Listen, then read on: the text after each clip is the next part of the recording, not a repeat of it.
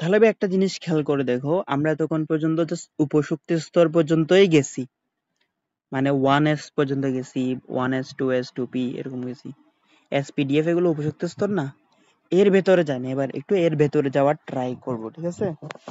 আচ্ছা, এবার আমরা জিনিসটা দেখবো হচ্ছে কি, ধরো আমি একটা ছোট এরকম বিন্যাস নিলাম, সেটা হচ্ছে ধরো কি নিলাম, ফর এক্সাম্পল ক্যালসিয়াম নিলাম। ক্যালসিয়ামের ইলেকট্রোবিন্যাস যদি আমি করি তাহলে কত আসে? 1s2 2s2 2p6 3s2 3s2 3p 6 4s2। এই যে উপশক্তি স্তর থাকে, সেই উপশক্তি স্তরগুলো নিয়ে একটু উপশক্তি স্তরের অপারেশন করবো এখন। কিভাবে দেখো, এবার এই আমি বললাম হচ্ছে উপশক্তি স্তরটার একটা অরবিটাল থাকে, তাহলে একটা অরবিটাল আঁকলাম। এখানে যেহেতু s, তাহলে একটা অরবিটাল। এখানে যেহেতু p আছে, পিটা আবার কয়টা অরবিটালে বিভক্ত? তিনটা অরবিটালে বিভক্ত, তিনটা আঁকলাম। এই s টা আবার একটা অরবিটালে বিভক্ত, এই p টা আবার তিনটা অরবিটালে বিভক্ত, মানে এই p টা বেসিক্যালি তিন ভাগে বিভক্ত, বুঝছো? s টা এক ভাগে, p টা তিন ভাগে, d টা হচ্ছে 5 ভাগে, f টা 7 ভাগে বিভক্ত। এই ভাগগুলাকে অরবিটাল বলা হয় আর কি। তাহলে s টা এক ভাগে বিভক্ত। তাহলে দেখো, এবার চিন্তা করবো হচ্ছে কি যে তোমার s যে আছে, এই যে দুইটা ইলেকট্রন কিভাবে আছে, একটা ইলেকট্রন এরকম করে আছে উপরের দিকে তাকায়া, একটা ইলেকট্রন এভাবে আছে, বুঝছো? বুঝা গেছে? এই s এর মধ্যে দুইটা ইলেকট্রন একটা এরকম ভাবে আছে। আমি একটু সুন্দর করে আঁকা ট্রাই করি, তাহলে হচ্ছে তোমাদের পরবর্তী নোটটা দেখতে সুন্দর লাগবে। s টা দেখবা হচ্ছে একটা ইলেকট্রন এভাবে আছে, একটা ইলেকট্রন এভাবে আছে। p এর মধ্যে দেখো 6টা ইলেকট্রন আছে না? তো 6টা ইলেকট্রন গুলো এরকম ভাবে আছে, একটা ইলেকট্রন উপরে, একটা ইলেকট্রন নিচে, একটা ইলেকট্রন উপরে, একটা ইলেকট্রন নিচে, একটা ইলেকট্রন উপরে, একটা ইলেকট্রন নিচে।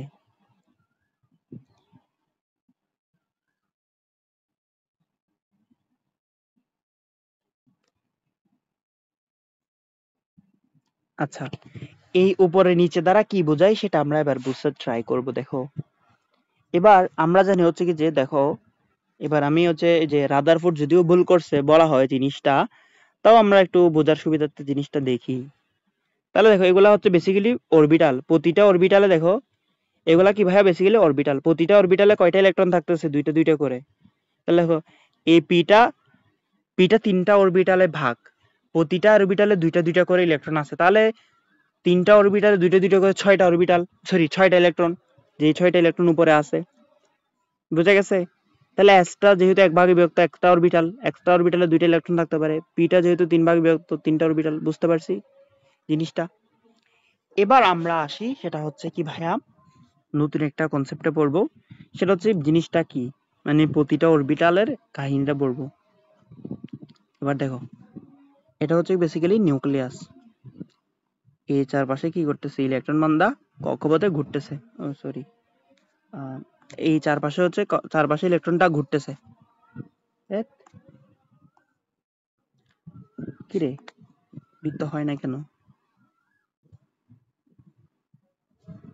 আচ্ছা, বৃত্ত হইলো। এবার ধরো ইলেকট্রনটা এই পথে ঘুরতেছে, ঠিক আছে? তাহলে এটা মনে করো সূর্যের চারপাশে ইলেকট্রনটা ঘুরতেছে, যেরকম গ্রহগুলা ঘুরে। আবার দেখবা এটা ইলেকট্রনটা এদিক বরাবর ইলেকট্রনটা ঘুরতেছে, তো আবার দেখবে ইলেকট্রনটা নিজের কক্ষপথেও ঘুরতেছে। মানে ইলেকট্রনটা তো নিউক্লিয়াসকে কেন্দ্র করে চারপাশে ঘুরতেছে, এরকম চারপাশে তো ঘুরতেছে, সাথে সাথে ইলেকট্রনটা নিজের কক্ষপথেও ঘুরতেছে। বুঝো নাই? পৃথিবী দেখবা নিজের কক্ষপথে আবার ঘুরে না? পৃথিবী ধরো, এটা হচ্ছে পৃথিবী, আমি বলি এটা হচ্ছে পৃথিবী, এটা ধরো পৃথিবী দেখবা সূর্যের চারপাশে, এটা সূর্যের চারপাশে ঘুরতেছে, সাথে সাথে পৃথিবী দেখবা এই পৃথিবী আবার নিজের কক্ষপথে ঘুরতেছে এরকম করে করে, যার জন্য ওই যে পৃথিবীর আহ্নিক গতি আর কি। ঠিক সেম ইলেকট্রন আবার নিজের কক্ষপথে ঘুরে, বুঝছো? নিজের কক্ষপথে ঘুরে। এখন দেখো, প্রতিটা অরবিটালে, তাহলে এটা ধরো অরবিটাল, এটা একটা অরবিটাল, এটা একটা অরবিটাল ধরো, ঠিক আছে? এটা কক্ষপথ না, প্রধান কক্ষপথ না, এটা হচ্ছে কি অরবিটাল। তাহলে প্রতিটা অরবিটালে ইলেকট্রন থাকে কয়টা? দুইটা ইলেকট্রন। তাহলে সেই দুইটা ইলেকট্রন, একটা এখানে একটা এখানে, বুঝছি? এই ইলেকট্রনটা যদি এদিক বরাবর ঘুরে, ইলেকট্রনটা ঘুরবে এই দিক বরাবর, মানে একটা উল্টা দিক বরাবর ঘুরবে। যার কারণে প্রথমটা এই খুপড়িতে দেখো, এই অরবিটালের মধ্যে দেখো, এই অরবিটালের মধ্যে কি হইলো, একটা ইলেকট্রন উপরে আর একটা ইলেকট্রন নিচে। এটা দ্বারা কি বুঝাইতেছে, একটা ইলেকট্রন কি করবে, একদিকে ঘুরলে অপর ইলেকট্রনটা বিপরীত দিকে বরাবর ঘুরবে। বুঝতে পারছি জিনিসটা? বুঝতে পারছি। আচ্ছা, এটাই হচ্ছে তোমার বেসিক্যালি অরবিটালের মধ্যে ইলেকট্রন গুলার খুপড়ি খুপড়ি খুপড়ি। বুঝতে পারছি। আচ্ছা দেখো, এরপর হচ্ছে আমরা পড়বো হচ্ছে কি যে আমাদের এবার কয়েকটা নীতি পড়বো, সেটা হচ্ছে হুন্ডের নীতি। হুন্ডের নীতি, হুন্ডের নীতিটা শুনো। হুন্ডের নীতিটা হচ্ছে কি, হুন্ডের নীতিটা হচ্ছে কি তোমার, আহ ধরো পিতে হচ্ছে কি আছে, ধরো আমি হচ্ছে কোনো কারণে পিতে হচ্ছে ধর একটা পি উপশক্তি স্তরে 4টা ইলেকট্রন আছে, বুঝছো? তাহলে 4টা ইলেকট্রন আমি বললাম হচ্ছে পি উপশক্তি স্তরটা আবার 3টা খুপড়িতে ভাগ, মানে 3টা অরবিটালে ভাগ। তাহলে তোমার 3টা ইলেকট্রন, যে 4টা ইলেকট্রন চাইলে এভাবে থাকতে পারে, এভাবে থাকতে পারে। আবার দেখো ইলেকট্রন গুলা চাইলে এভাবে থাকতে পারে, এই ইলেকট্রন গুলা চাইলে এভাবেও থাকতে পারে। তাহলে দেখো প্রথমে এটা পসিবল না, কারণ কি একই অরবিটালে দুইটা ইলেকট্রন একই দিক বরাবর ঘুরে না, দুইটা ইলেকট্রন মানে নিজের অক্ষের উপর বিপরীত দিকে ঘুরে। ঠিক আছে। আচ্ছা, তাহলে এটা সম্ভব না।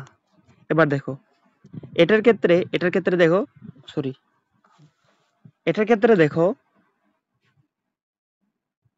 দুইটা ইলেকট্রন গুলা দুইটা অরবিটালেই সজ্জিত হয়ে গেছে।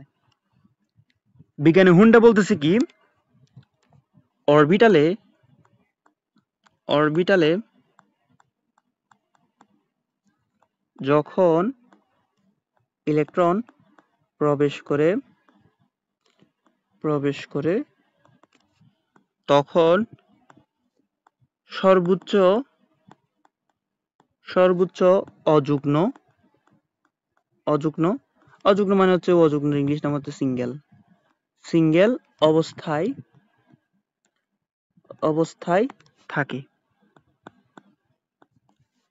বুঝছো? এক্ষেত্রে দেখো, এটার ক্ষেত্রে সিঙ্গেল ইলেকট্রন কয়টা, সিঙ্গেল ইলেকট্রন 0। এক্ষেত্রে দেখো সিঙ্গেল ইলেকট্রন কয়টা, 2টা। তাহলে সর্বোচ্চ যদি সিঙ্গেল অবস্থায় থাকতে চাই তাহলে কোন দিকে থাকবে, এই দুইটাই তো থাকবে। বুঝে গেছে? এই অবস্থায় তো থাকবে, তাহলে এটাই কারেক্ট। তাহলে তোমাকে যদি বলা হয় পি ফাইভ এর অরবিটালের ইলেকট্রন গুলা কিভাবে থাকে সেটা বর্ণনা করো, তখন তুমি কি আঁকবা, 3টা খুপড়ি আঁকবা বা 3টা অরবিটাল আঁকবা। সো অরবিটাল গুলার ক্ষেত্রে তুমি ইলেকট্রন আঁকবে। দেখো প্রথমে আমি সবাইকে একটা একটা সিঙ্গেল সিঙ্গেল দিয়ে দিলাম, সিঙ্গেল সিঙ্গেল হইলো। এবার আসবে হচ্ছে কি যে ডাবল দেওয়া শুরু করব।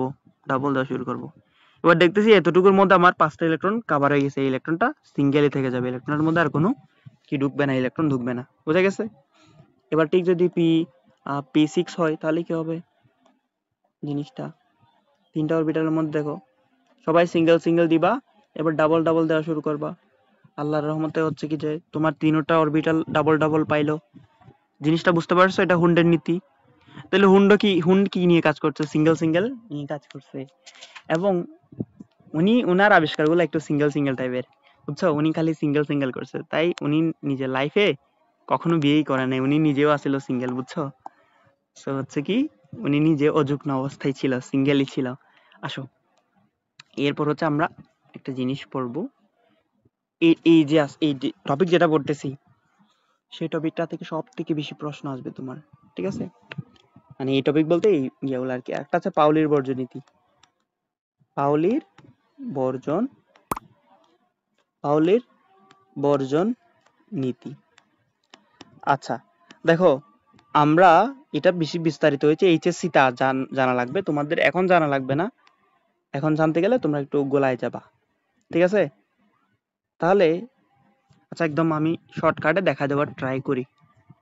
তাহলে ধরো আমি লিখলাম পাউলির বর্জন নীতি বলতেছে কি, একই একটা মৌলের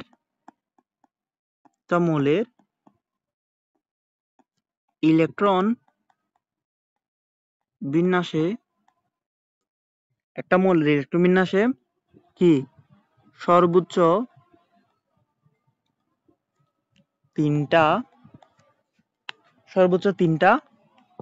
কি হতে পারে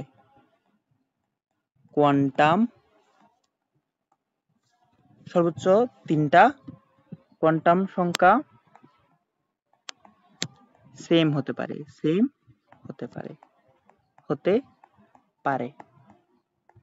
বুঝছো? সর্বোচ্চ তিনটা কোয়ান্টাম সংখ্যা কি হতে পারে সেম হতে পারে সর্বোচ্চ, আর চারটা হতে পারে না। সো দেখো, যদি এটা একটু বোঝাটা টাফ হতে পারে তোমাদের, টাফ হলে বাদ দিবা, সমস্যা নেই, ঠিক আছে? ধরো আমি বললাম হচ্ছে কি 3p একটা মৌলের, ধরো আমি একটা ইলেকট্রন বিন্যাসের, ধরো হচ্ছে আমি কি নিলাম সোডিয়ামের ইলেকট্রন বিন্যাসটাই করলাম। ধরো সোডিয়ামের ইলেকট্রন বিন্যাস যদি করি তাহলে কত আসে 1s2 2s2 2p6 3s1। তাহলে আমি ধরো এই এইটা এখানে জাস্ট টার্গেট করলাম, তাহলে এই পিটা কয় ভাগে বিভক্ত ভাইয়া? 3 ভাগে বিভক্ত।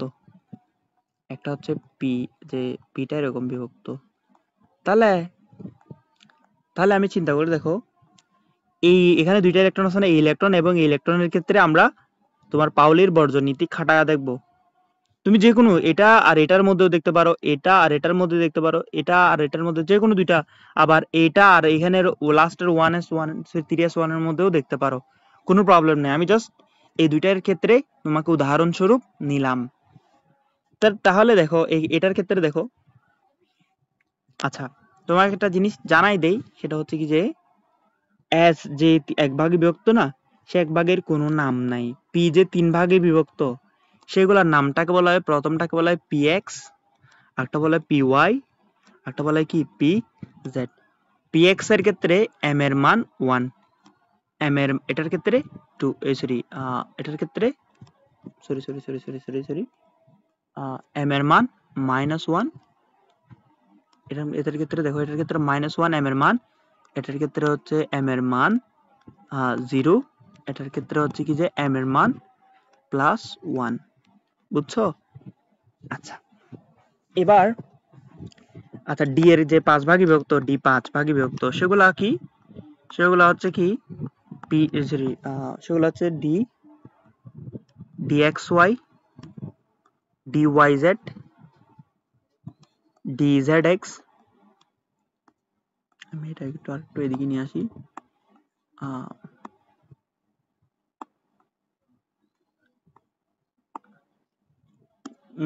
dy d x square minus y square D Z square. এটার ক্ষেত্রে দেখো, এটার ক্ষেত্রে মান হচ্ছে -2 -1 0 1 2। এগুলা কিসের মান? m এর মান। এগুলো সবের ক্ষেত্রে l এর মান কত? d, যেহেতু সবগুলা d না, ডিটা তো 5 ভাগে, তো d এর সবগুলোর ক্ষেত্রে d এর মান হচ্ছে 2। বুঝে গেছে? তাহলে দেখো এইটা হচ্ছে বেসিক্যালি কি 2p, তাহলে হচ্ছে কি যে এটা হচ্ছে 2px, এটা হচ্ছে কি 2py, এটা হচ্ছে কি 2pz। বুঝা গেছে? আচ্ছা তাহলে আমি বললাম হচ্ছে n এর মান কত। n এর মান দেখো, দুইটা ইলেকট্রন মানে 2p তে আছে না, 2p তে আছে, তাহলে সবগুলোর ক্ষেত্রে দুইটা ইলেকট্রনের ক্ষেত্রে দুটোটার ক্ষেত্রে কি n এর মান 2। এরপর দেখো l এর মান কত, যেহেতু p তে আছে, যেহেতু p না, দুইটা ইলেকট্রন p তে তো আছে, তাহলে এটার ক্ষেত্রে l এর p এর মান কত? p এর মান হচ্ছে 1, এটার ক্ষেত্রেও p এর মান 1। এবার দেখো m এর মান কত? m এর মান যেহেতু দেখো px এর ক্ষেত্রে আমি বললাম হচ্ছে দুইটা ইলেকট্রনই দেখো px এ আছে, তাহলে px এ আসলে মানে হচ্ছে দুটোটার ক্ষেত্রে m এর মান কত? -1। বুঝা গেছে? আচ্ছা এবার s আছে, s মানে হচ্ছে কি s মানে হচ্ছে as না, s মানে হচ্ছে স্পিন কোয়ান্টাম সংখ্যা, ম্যাগনেটিক কোয়ান্টাম সংখ্যা। চারটা কোয়ান্টাম সংখ্যা আছে, বুঝছো? দুনিয়াতে, আল্লাহর দুনিয়ায় কোয়ান্টাম সংখ্যা 4 প্রকার। একটা হচ্ছে প্রধান কোয়ান্টাম সংখ্যা, সহকারী কোয়ান্টাম সংখ্যা, ওই যে চুম্বকীয় কোয়ান্টাম সংখ্যা, আরটা হচ্ছে কি যে প্রধান, আমি এখানে লিখে দেই, an মানে হচ্ছে কি প্রধান কোয়ান্টাম সংখ্যা, প্রধান কোয়ান্টাম। এগুলো হচ্ছে এইচএসসি এর পড়া, বুঝছো? তোমরা যারা অ্যাডভান্স বাচ্চা আছে, আমি শুরুতে বলে দিচ্ছি, বেশি কঠিন লাগলে বাদ দিতে পারো, ঠিক আছে?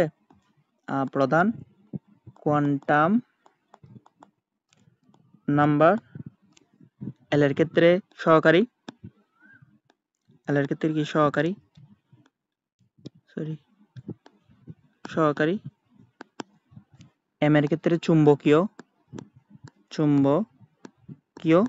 আর এস এর ক্ষেত্রে কি ঘূর্ণন। তাহলে ঘূর্ণন কোয়ান্টাম সংখ্যা, বুঝছো? এরপর দেখো, একটা হচ্ছে ইলেকট্রন উপরের দিকে একদিকে ঘুরতেছে, তাহলে স্পিন একদিক বরাবর। তাহলে আমরা প্রথমটাকে দেই প্লাস হাফ, এটা অলওয়েজ মানে ফিক্সড, একটা হচ্ছে প্লাস হাফ হবে। আর এই যে দ্বিতীয় ইলেকট্রনটা যেটা আছে, যেটা হচ্ছে বিপরীত দিকে ঘুরতেছে, তার মান হচ্ছে কি এস এর মান মাইনাস হাফ। ঠিক আছে? তাহলে দেখো এই দুইটা ইলেকট্রনের ক্ষেত্রে দেখো তিনটা, এটা ওর প্রধান কোয়ান্টাম সংখ্যা মিলে গেছে, সহকারী কোয়ান্টাম সংখ্যা মিলে গেছে, চুম্বকীয় মিলে গেছে, কিন্তু স্পিনে যা চেঞ্জ হয়ে গেছে। তো পাউলি আসলে মানে বোঝাইতে চাইছে যে প্রতিটা অরবিটালে যে দুইটা ইলেকট্রন ঢুকবে তারা একটার বিপরীত দিকে ঘুরবে, একটা একদিক বরাবর ঘুরলে আরেকটা তার বিপরীত দিকে ঘুরবে। বুঝছো? এটা পাউলি বুঝাইতে চাইছে। সো তুমি শুধু পাউলির বর্জনীতি এই দুইটা ইলেকট্রনের ক্ষেত্রে খাটবে এরকম না, এটা আর এটা বের করতে পারো। তাহলে আমি দেখো আরেকটা বের করে দেখাই। তাহলে আমি এই যে সোডিয়ামের ক্ষেত্রে আবার সেই সোডিয়ামের ক্ষেত্রে এটাই নিই, ফর এক্সাম্পল আরেকটা করে দেই। সেটা ধরো সোডিয়ামের হচ্ছে কত 11 ইলেকট্রোমিনা যদি করো তাহলে কত আসে 1s2 2s2 2p6 3s1। তাহলে আমি দেখো এই 3s1 যে আছে এস এর মধ্যে সেই সিঙ্গেল ইলেকট্রনটা আছে, সেই ইলেকট্রনটা আর হচ্ছে কি তোমার এই যে পি যেটা আছে, পি তিন ভাগে ভাগ না, তিন ভাগে ভাগের মধ্যে দেখো তিন ভাগে ভাগের মধ্যে এই প্রথম ইলেকট্রনটা আর এটার মধ্যে কি বের করব, পাউলির বর্জনীতি খাটায়া দেখব। ঠিক আছে? তাহলে এটা কি 2px, এটা হচ্ছে কি 2py, এটা হচ্ছে কি 2pz। মানে দেখো পি তিনটা ভাগে বিভক্ত, তো প্রথম ভাগের নাম কি 2px, দ্বিতীয় ভাগের নাম 2py, তৃতীয় ভাগের নাম কি 2pz। তাহলে দেখো যেহেতু এন এর মান মানে প্রধান কোয়ান্টাম সংখ্যার মান, যেহেতু এটা কি সেটা হচ্ছে 3s, এটা 3s না, এটা তো 3s। তাহলে এটার ক্ষেত্রে এন এর মান কত? এন এর মান থাকে হচ্ছে শুরু নাম্বারটা, তাহলে এটা 2। এটার ক্ষেত্রে এন এর মান কত? 3। এবার দেখো এন এর ক্ষেত্রে এটার ক্ষেত্রে px, এটা p যেহেতু p এর ক্ষেত্রে এল এর মান কত? সহকারী কোয়ান্টাম সংখ্যা এল এর মান, সহকারী কোয়ান্টাম সংখ্যা কত? সহকারী কোয়ান্টাম সংখ্যা এল এর মান কত? p এর ক্ষেত্রে হচ্ছে 1, আর এটার ক্ষেত্রে যেহেতু এল এস, যেহেতু এস উপশক্তি স্তর, তাই এন এর মান কত? এল এর মান কত হবে? 0। যেহেতু হচ্ছে কি যে এম মানে চুম্বকীয় কোয়ান্টাম সংখ্যার ক্ষেত্রে আমি বললাম হচ্ছে কি এটার জন্য এম এর মান -1, এটার জন্য 0, এটার জন্য +1, সবসময় মুখস্থ রাখবা। ঠিক আছে? তাহলে এটার ক্ষেত্রে এস এর ক্ষেত্রে অলওয়েজ এম এর মান কত? এস এর ক্ষেত্রে অলওয়েজ এম এর মান 0। তাহলে এটার কত? এল এর মান কত? এল এর মান হচ্ছে কি যে px এর মধ্যে আছে না ইলেকট্রনটা, তাই -1। এটার ক্ষেত্রে এম এর মান কত? 0। তারপর দেখো এটার ক্ষেত্রে এস, দেখো এটা হচ্ছে উপরের দিকে আছে, মানে যে সাইডে ঘুরতেছে এটাও ঠিক সেম সাইডে ঘুরতেছে না, তাহলে এটার ক্ষেত্রেও +12, এটার ক্ষেত্রেও +12। বুঝছো? তাহলে দেখো এক্ষেত্রে দেখো এক্ষেত্রে কোয়ান্টাম সংখ্যা মিলছে কয়টা? একটা কোয়ান্টাম সংখ্যা মিলছে, বাকি তিনটা মিলে নাই। পাওলি আঙ্কেল বলছে কি সর্বোচ্চ তিনটা মিলতে পারে, একটাও মিলতে পারে, দুইটাও মিলতে পারে, একদম নাও মিলতে পারে, কোনো প্রবলেম নাই, কিন্তু যদি মিলা শুরু করে সর্বোচ্চ তিনটাই মিলতে পারে। ঠিক আছে? তিনটার বেশি মিলতে পারে না। বোঝা গেছে এতটুকু? সো তোমাকে যদি কখনোই কি দেয় এই যে এম এর মান টান বের করতে দেয়, এস এর ক্ষেত্রে এম এর মান কত? এস এর ক্ষেত্রে এম এর মান 0, এটা মাথায় রাখবা। তো এই যে ইনফো যেগুলা বললাম ভাইয়া, সেই ইনফোগুলা খুব বেশি দরকারি, এই টপিকটা খুব বেশি দরকারি। ঠিক আছে? তো এরপরের পার্ট যেটা আছে, এরপরের পার্ট থেকে বেসিক্যালি আমরা যে এক্সাম ওরিয়েন্টেড পড়াশোনাটা শুরু করব। এক্সাম ওরিয়েন্টেড যে মানে আমার পরীক্ষায় কিভাবে কোয়েশ্চেনটা আসে, আমি মোটামুটি তোমার যতটুকু পড়া শেষ দরকার সেটা পড়ায় ফেলছি। তাহলে দেখো এবার আসি যে তোমার একটা খুব জাতীয় প্রশ্ন, সেটা হচ্ছে পটাশিয়াম থাকতে পারে বা হচ্ছে পটাশিয়াম ক্যালসিয়াম দুটোটা বলতে পারে। তাহলে দেখো পটাশিয়াম ও ক্যালসিয়াম এর 19তম ইলেকট্রন 3D তে না যায় 3D তে প্রবেশ না করে 4s এ যায় কেন?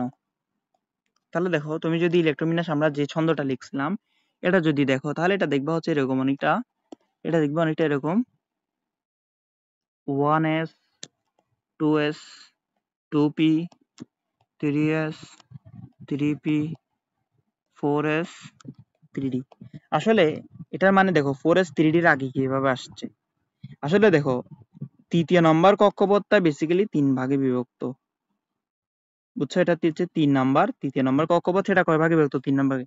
এরপর চতুর্থ নম্বর কক্ষপথ, ঠিক আছে, বা 4 চতুর্থ নম্বর কক্ষপথে অনেক 4 ভাগে বিভক্ত, 4 ভাগে বিভক্ত। সে ধরো আমরা জাস্ট এস টা নিয়ে কথাবার্তা বলতেছি, এস টা। এখানে আমরা 3D টা নিয়ে কথা বলতে, তাহলে 3D দেখো 3D আর এটা হচ্ছে 4s। দেখো ইলেকট্রন সর্বপ্রথম নিচে থেকে ঢুকে আসার কথা, মানে প্রথমে 1s এ যাবে, তারপর 2s এ যাবে, মানে প্রথম কক্ষপথে ইলেকট্রন যায়, তারপর দ্বিতীয় নম্বর কক্ষপথে যায়, তারপর তৃতীয় নম্বর কক্ষপথে যায়, এরকমই তো হয় নরমালি। তাহলে দেখো এই যে 3D তো তৃতীয় নম্বর কক্ষপথের একটা পার্ট, 3D তৃতীয় নম্বর কক্ষপথের অংশ না? তাহলে ইলেকট্রন সর্বপ্রথম তৃতীয় নম্বর কক্ষপথে সম্পূর্ণ ফুলফিল করে তারপর চতুর্থ নম্বর কক্ষপথে যাবে না? বুঝো না এই কথাটা? আবার আমরা বলি, তাহলে দেখো আমরা একটু আগে মানে প্রিভিয়াসে যখন পড়ছিলাম, দেখো এখানে দেখো ইলেকট্রনটা প্রথমে কি করছে, প্রথম কক্ষপথে ফুলফিল করছে, দুইটা ইলেকট্রন প্রথম কক্ষপথে থাকতে পারে, সেই দুইটা ইলেকট্রন আগে কি করে ফেলছে, পরিপূর্ণ করে ফেলছে, বুঝছো? প্রথম কক্ষপথ। এরপর হচ্ছে দ্বিতীয় নম্বর কক্ষপথে 8টা ইলেকট্রন থাকতে পারে, প্রথমে তাই কি করছে, দ্বিতীয় নম্বর কক্ষপথে 7টা ইলেকট্রন দিয়ে ফুলফিল করছে, তারপর গেছে তৃতীয় নম্বর কক্ষপথে। কখনো এমন হয় না যে প্রথম নম্বর কক্ষপথ বাদ দিয়ে দ্বিতীয় নম্বর কক্ষপথে গেছে, এরকম কখনোই হয় নাই, ঠিক আছে? তাহলে দেখো, তাহলে ভাইয়া এই যে তোমার 3D টা তো হচ্ছে বেসিক্যালি তৃতীয় নম্বর কক্ষপথ, ইলেকট্রনটা 3D তে না যায় 4s এ কেন যায় সেটা আমরা পড়বো। এবার দেখো যখন বিস্তারিত ইলেকট্রোবিন্যাস, এটা তো বিস্তারিত ইলেকট্রোবিন্যাস না, যে 1s 2s 2p এরকম বিস্তারিত ইলেকট্রোবিন্যাস যখন হয়, তখন ইলেকট্রন ইলেকট্রন আগে কোন উপশক্তি স্তরে ঢুকবে, উপশক্তি স্তরে ঢুকবে তা ডিপেন্ড করে বা নির্ভর করে, ডিপেন্ড করে কিসের উপর, n+l এর মানের উপর, ঠিক আছে, n+l এর মানের উপর, বোঝা গেছে? আচ্ছা n+, এবার দেখো আমার এখানে প্রবলেম হচ্ছে কি যে ইলেকট্রনটা এগুলাতে সবগুলোর ক্ষেত্রে ঠিক আছে, 1s এ আমরা করে দেখি, আমরা করে দেখি 1s এর ক্ষেত্রে আমরা n+l এর নিয়ম খাটাবো। তাহলে 1 এর ক্ষেত্রে n এর মান কত 1, যেহেতু l এর মান s এর ক্ষেত্রে কত 0, তাহলে n+l করলে কত আসে, n+l করলে ভাইয়া আমার 0 + 1 সমান সমান কত আসে 1 আসে। এরপর দেখো আমরা কত করব, 2s এর ক্ষেত্রে করব, 2s এর ক্ষেত্রে n এর মান 2, l এর মান কত 0, তাহলে n+l এর মান কত আসে 2। এবার দেখো তৃতীয় নাম্বার কক্ষপথে 1s 2s, এবার 2p এর ক্ষেত্রে করব, 2p এর ক্ষেত্রে যদি করি n এর মান 2, যেহেতু p এর ক্ষেত্রে l এর মান কত 1, তাহলে n+l এর মান কত আসে 3, ঠিক আছে? এবার দেখো 3, তারপর হচ্ছে 3s এর ক্ষেত্রে n এর মান 3 আর l এর মান 0, তাহলে n+l এর মান কত 3। এবার দেখো এই যে 3p এর ক্ষেত্রে n এর মান কত, n এর মান 3, l এর মান কত 1, n+l এর মান কত ভাইয়া, n+l এর মান 4। এবার দেখো 4s এর ক্ষেত্রে n এর মান কত 4, l এর মান কত 0, n+l এর মান কত, n+l এর মান দেখবা হচ্ছে কত 4। এবার হচ্ছে 3d এর ক্ষেত্রে দেখো n এর মান কত, n এর মান 4, n এর মান 3, কিন্তু এই যে l এর মান কত, d এর ক্ষেত্রে l এর মান 2, সুতরাং n+l এর মান কত 5। তাহলে দেখো এক্ষেত্রে একটা জিনিস চিন্তা করো, এবার তুমি শক্তির ক্রম অনুসারে সাজাও, শক্তির ক্রম অনুসারে সাজাও, শক্তির আমরা সাজাবো এখন কিসের উপর, আমরা সাজাবো এখন হচ্ছে শক্তির ক্রম অনুসারে, আমরা সাজাচ্ছি কিসের উপর, শক্তির ক্রম অনুসারে সাজাচ্ছি, ক্রম অনুসারে সাজাই, অনুসারে যদি আমি সাজেশ অনুসারে সাজাইলে কি হয়, সাজাইলে প্রথমে কি আসবে, 1s আসবে, কারণ কি 1s এর শক্তি সবার থেকে কম। তারপর আসবে দেখো 2s, কারণ কি 2s এর শক্তি সবার থেকে কম। এবার দেখো 2p, 2p এর শক্তি দেখো 2p এর শক্তি 3s এর শক্তি সমান। কিন্তু যখন শক্তি সমান হয়ে যাবে তখন n এর মান যার বেশি তার শক্তি বেশি। তাহলে এখানে যেহেতু দুটোটার ক্ষেত্রে n প্লাস l এর মান সমান, তাহলে n এর মান 3 এর এটার ক্ষেত্রে n এর মান 3, তাহলে এর শক্তি বেশি 3, তাহলে 3s পরে যাবে 2p আগে আসবে। আমরা শক্তির ক্রম সাজাচ্ছি। এরপর দেখো এটার ক্ষেত্রে দেখো n এর মান যেহেতু এটাতে বেশি, এটা শক্তি বেশি, সুতরাং 4s পরে, এবার দেখো 3p আগে, এবার দেখো 3d পরে আসতেছে। যেহেতু n প্লাস l এর ক্ষেত্রে 4s এর শক্তি 3d এর তুলনায় কি কম। আবার বলি, যেহেতু n প্লাস l এর নিয়ম অনুসারে 3d এর শক্তি 4s এর থেকে বেশি, তাই 3d তে ইলেকট্রন পরে প্রবেশ করবে। ঠিক আছে, n প্লাস l এর মান যা n প্লাস l এর, আমি এটা লিখে দেই লাইনটা, n প্লাস l এর মান যার কম তার শক্তি কম। ঠিক আছে, আর শক্তি কম হলে শক্তি যার কম তার কাছে ইলেকট্রন আগে প্রবেশ করে।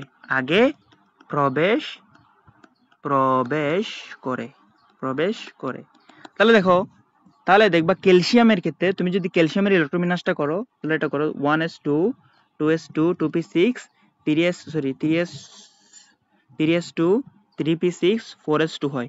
মানে যদিও তৃতীয় নম্বর কক্ষপথ ডি তে না ঢুকে সেটা কত ঢুকে যায়, চতুর্থ নম্বর কক্ষপথে ঢুকে যায়। বুঝছো, এই নিয়মের কারণে। ঠিক আছে, তাহলে লিখবা কি প্রবেশ করে, তাই তুমি লিখবা কি পটাশিয়াম বা হচ্ছে ক্যালসিয়াম পটাশিয়াম বা ক্যালসিয়াম এর 19তম ইলেকট্রন কই প্রবেশ করে, 4s এ প্রবেশ করে। এটাকে একটু তুমি বই থেকে সাজা পড়ে নিবা। ঠিক আছে, বই থেকে বা গাইড বই যেটাই কিনে থাকো না কেন, কিন্তু একটা রিডিং দিয়ে দিবা। ঠিক আছে, তাহলে আমরা জিনিসটা বুঝতে পারছি জিনিসটা। আরেকবার সামারাইজ করি। দেখো, আমরা জানি হচ্ছে ইলেকট্রন সর্বপ্রথম কোথায় ঢুকে, প্রথম নম্বর কক্ষপথে ঢুকে। প্রথম নম্বর কক্ষপথের কমপ্লিট করার পর ইলেকট্রনটা দ্বিতীয় নম্বর কক্ষপথে যায়। এরপর দ্বিতীয় নম্বর কক্ষপথ কমপ্লিট করার পর তৃতীয় নম্বর কক্ষপথে যায়। এরপর 3 নম্বর কমপ্লিট করবে, 4 নম্বরে যাবে। বুঝতে পারছি? এবার দেখো, তৃতীয় নম্বর কক্ষপথটা আবার হচ্ছে 3 ভাগে বিভক্ত, এস পি ডি, এই 3টা কক্ষপথে ভাগ। তাহলে তৃতীয় নম্বর কক্ষপথ কমপ্লিট করা মানে কি, তৃতীয় নম্বর কক্ষপথের এস উপশক্তি স্তরটাও কমপ্লিট করা, তৃতীয় নম্বর কক্ষপথের পি উপশক্তি স্তরটাও কমপ্লিট করা, তৃতীয় নম্বর কক্ষপথের ডি উপশক্তি স্তরটাও কমপ্লিট করা। কোনো কারণে যদি তৃতীয় নম্বর কক্ষপথের একটা উপশক্তি স্তর কি হয়, ইনকমপ্লিট থাকে, এর মানে কি তৃতীয় নম্বর শক্তি স্তরটা একদম পরিপূর্ণ হইল না। বুঝো না? আবার বলি, কোনো কারণে ধরো তৃতীয় নম্বর কক্ষপথের একটা উপশক্তি স্তর পরিপূর্ণ হইল না, এর মানে কি তৃতীয় নম্বর শক্তি স্তরটা কমপ্লিট হইল না। দেখো, তাহলে তৃতীয় নম্বর শক্তি স্তর 3D কমপ্লিট না করে কোথায় চলে গেছে, 4s চলে গেছে। 4s কিসের অংশ, চতুর্থ নম্বর কক্ষপথের অংশ। তাহলে এটা অন্যায় হয়েছে না? তৃতীয় নম্বর কমপ্লিট না করে তুমি 4 নম্বরে চলে গেছো, অন্যায় হয়েছে না? কেন সেটা হয়, বুঝছো? আচ্ছা, যখন আমরা বিস্তারিত ইলেকট্রন বিন্যাস করি 1s 2s 2p6 এরকম যখন বিস্তারিত ইলেকট্রন বিন্যাস করি, তখন কোন কক্ষপথে আগে ইলেকট্রন প্রবেশ করবে সেটা ডিপেন্ড করে n প্লাস l এর মানের উপর। ঠিক আছে, যার n প্লাস l এর মান যত কম তার শক্তি তত কম, আর যার শক্তি কম তাতে ইলেকট্রন আগে প্রবেশ করবে। ঠিক আছে, তাহলে আমি প্রথম দেখো 1s এর ক্ষেত্রেও তুমি কি বের করলাম, n প্লাস l এর মান বের করলাম, 2s এর ক্ষেত্রেও, 2p এর ক্ষেত্রেও, 3s এর ক্ষেত্রেও, 3p এর ক্ষেত্রেও, 4s এর ক্ষেত্রেও, 3d এর সবগুলোর ক্ষেত্রে n প্লাস l এর মান বের করছি। দেখতেছি দ্বিতীয় কক্ষপথ 2p এবং 3s এর n প্লাস l এর মান সমান। যদি n প্লাস l এর মান সমান হয়ে যায়, তখন যার n এর মান বেশি তার শক্তি বেশি হয়ে যায়। তাহলে 3s এর ক্ষেত্রে যেহেতু n এর মান 3 তাহলে তার শক্তি বেশি, 2p এর মান কম। তাহলে আমি সাজাইছি, তাহলে সাজাই দেখতেছি 4s 3d এর আগে পড়ে, কারণ কি 4s এর শক্তি কম, তাহলে 4s আগে ইলেকট্রন প্রবেশ করবে। খুব নর্মাল কনসেপ্ট, এটাই তোমার পরীক্ষার হলে আসে, বুঝতে পারছি? সো এতটুকু পর্যন্ত। আরো আছে, ঠিক আছে, আরোটা একটু পরেই দেখতেছি আমরা। এখন আমরা যেটা পড়বো সেটা হচ্ছে কপার ও ক্রোমিয়ামের ইলেকট্রন বিন্যাসের ব্যতিক্রম। এই যে কেন কপারের ইলেকট্রন বিন্যাস ব্যতিক্রম হয়, কেন ক্রোমিয়ামের ইলেকট্রন বিন্যাস ব্যতিক্রম হয়, সেটা আমরা পড়বো। এবার দেখো, নর্মালি কপারের ইলেকট্রন বিন্যাস কিরকম? কপারের ইলেকট্রন বিন্যাস হচ্ছে কিরকম, 1s2, যেহেতু কপারের কয়টা ইলেকট্রন থাকে, কপারে 29টা ইলেকট্রন থাকে, 1s2, 2s2, 2p6, 3s2, 3p6, 4s2, 3d9, এটা হওয়ার কথা, ঠিক আছে। আর ক্রোমিয়ামে হওয়ার কথা কিরকম, ক্রোমিয়াম 24, এটা ইলেকট্রন বিন্যাস হওয়ার কথা কিরকম, 1s2, 2s2, 2p6,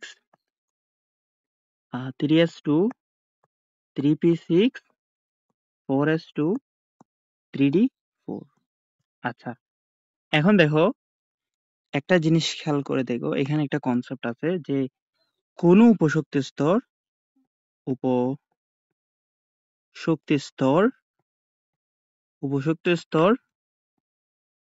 যখন অর্ধপূর্ণ বা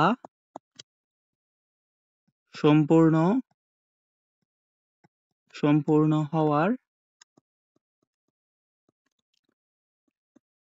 কাছাকাছি থাকে,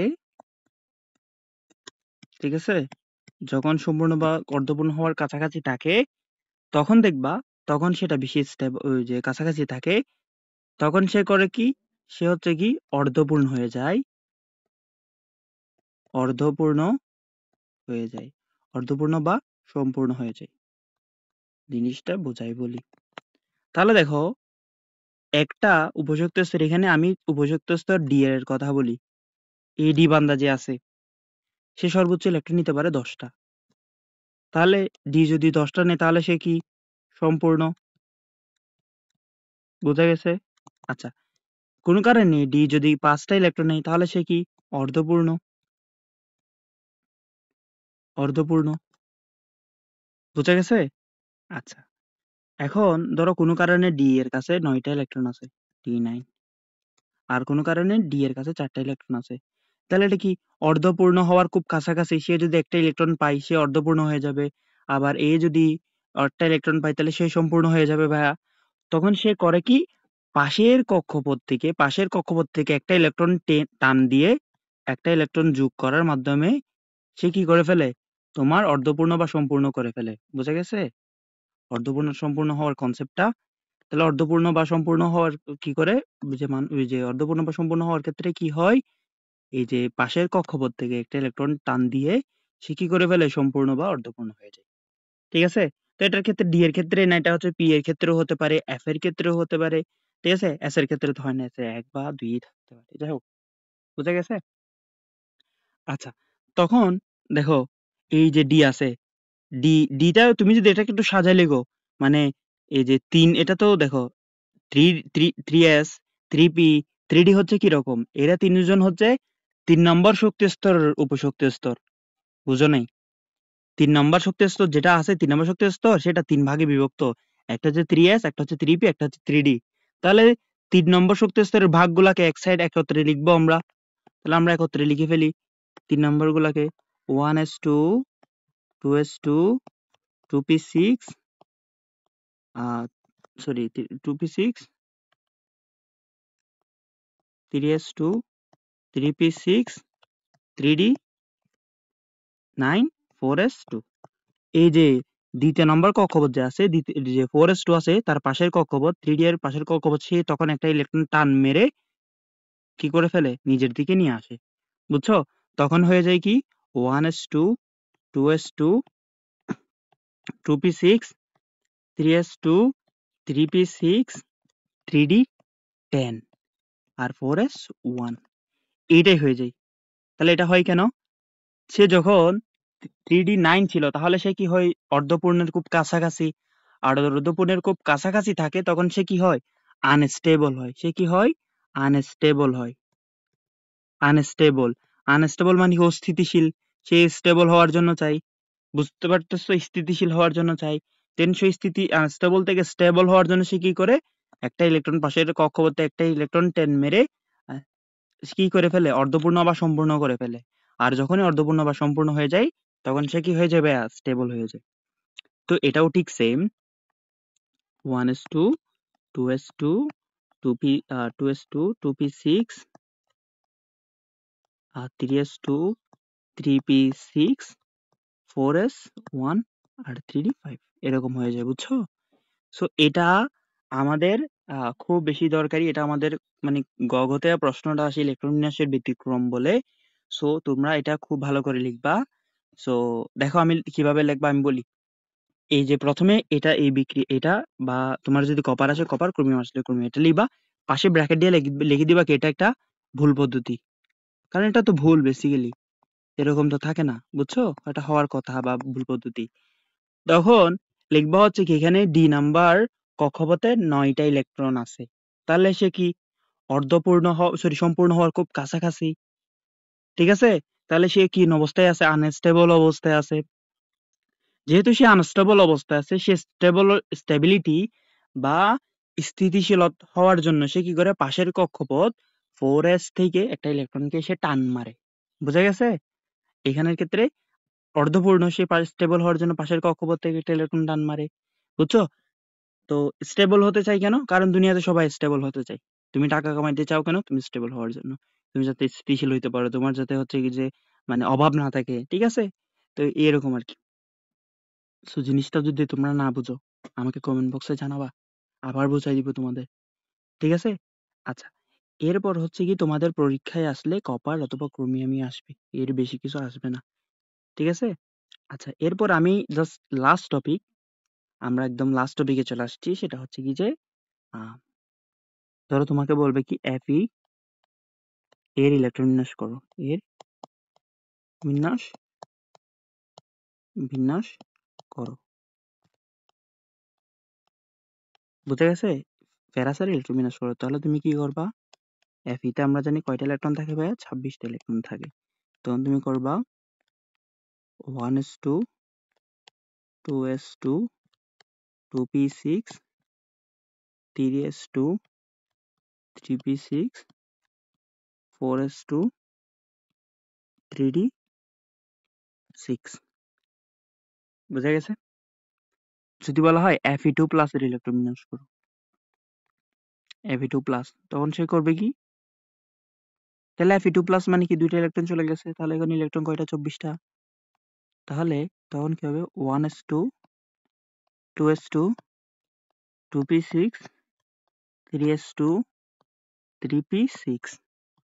আচ্ছা, এবার এখন দেখো এই 3D কি সর্বশেষ কক্ষপথ? না। এই যে 3D থেকে আমরা পরে লিখছি কেন? এটা হচ্ছে কি আমরা এই যে সিকোয়েন্সটা ফলো করছি সেটা হচ্ছে কি মানে ইলেকট্রন বিন্যাস, ইলেকট্রন প্রবেশ করার ক্ষেত্রে প্রবেশ করার সিকোয়েন্স অনুসারে, মানে যেটাতে ইলেকট্রন আগে প্রবেশ করে সেটাকে আগে রাখছি, যেটাতে পরে প্রবেশ করে সেটাকে পরে রাখছি, ঠিক আছে? তো এখন ইলেকট্রন যখন বের হয়, ইলেকট্রন যখন ইলেকট্রন বের হয় তখন কি করে? তখন সর্বশেষ কক্ষপথ থেকে বের হয়, কক্ষপথ হতে বের হয়, বের হয়। তাহলে বের হবে কোনটা থেকে? সর্বশেষ কক্ষপথ তো ভাইয়া 4s, 4s এ ইলেকট্রন আগে ঢুকে বলে আমরা 3D এর আগে লিখছি, কিন্তু এটা তো চতুর্থতম কক্ষপথ, এটা তো তৃতীয়তম কক্ষপথ, ঠিক আছে? তাহলে এমনি নরমালি কিরকম? নরমালি অবস্থানটা এরকম 3d6 4s2। ইলেকট্রন বের হওয়ার ক্ষেত্রে যেহেতু সর্বশেষ কক্ষপথ থেকে ইলেকট্রনটা বের হয়, তখন এই যে 4s2 আছে না, 4s2 থেকেই তোমার কি হবে? 4s2 থেকেই তোমার ইলেকট্রনটা বের হবে, বুঝছো? 4s2 ছিল, এখন 4s2 জিরো হয়ে যাবে, বুঝে গেছে? তাহলে ইলেকট্রন ঢোকার ক্ষেত্রে ওই সিকোয়েন্সটা মানে n প্লাস l এর সিকোয়েন্সটা মানে, কিন্তু ইলেকট্রন প্রবেশ করার বের হওয়ার ক্ষেত্রে সে n প্লাস l এর সিকোয়েন্স মানে না। ইলেকট্রন বের হয় সর্বশেষ কক্ষপথ থেকে, ঠিক আছে? সর্বশেষে যেটা হওয়ার কথা সেটা। বুঝা গেছে? সো এটা দেখানোর ছিল। এরই মাধ্যমে আমার মোটামুটি চ্যাপ্টারটা কমপ্লিট। বাকি যদি কোনো টপিক থাকে, আমার মনে হয় যে টপিকটা পড়ায় দেওয়া উচিত, সেই টপিকটা আমি পড়ায় দিব, ঠিক আছে? সো এগুলো হচ্ছে তোমাদের স্লাইড, আমি দিয়ে দেওয়ার ট্রাই করব তোমাদের, মানে গুগল ড্রাইভে দিয়ে তোমাদেরকে হচ্ছে কি যে আহ কি বলে, তোমাদের লিঙ্কটা দিয়ে দিব, তোমরা বাকিটা দেখে দিবা। এরপর পড়বো হচ্ছে আমরা ওয়ান শট পড়বো। ওয়ান শট মানে ওয়ান শট সিকিউ পড়বো, যেখানে হচ্ছে আমরা কি করব, প্রিভিয়াস ইয়ারের বোর্ডে আসা কতগুলো প্রশ্ন সলভ করব, ঠিক আছে? সো সবার জন্য শুভকামনা। আসসালামু আলাইকুম।